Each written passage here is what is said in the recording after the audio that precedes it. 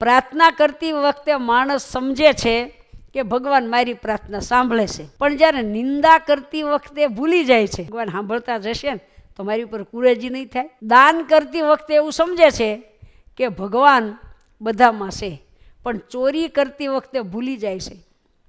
પુણ્ય કરતી વખતે સમજે છે કે મારો ભગવાન જુએ છે, હું પુણ્ય કરું છું, પણ પાપ કરતી વખતે ભૂલી જાય છે કે પાપ કરીશ એ પણ ભગવાન ભાળે જ છે.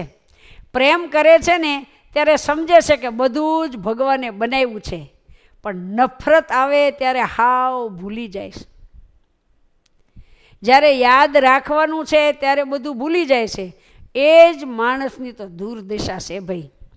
સવારે પૂજા પાઠ કરે ને ત્યારે ભગવાનને પગે લાગે, હે પ્રભુ રાજી રહેજો, દયા કરજો. પણ અનીતિ કરે, કોઈના ગળા કરે ત્યારે નથી સાંભળતું કે ભગવાન બધું જોવે છે. કેવી અજ્ઞાનતા છે આ કળયુગમાં જુઓ. માટે આપણે સારું કર્મ કરીએ કે નબળું કાર્ય કરીએ, સાચું કરીએ કે ખોટું કરીએ, પ્રાર્થના કરીએ કે નિંદા કરીએ, બધું ભગવાન સાંભળે છે હો. અને આ બધાયનું ફળ દેનારા ભગવાન છે.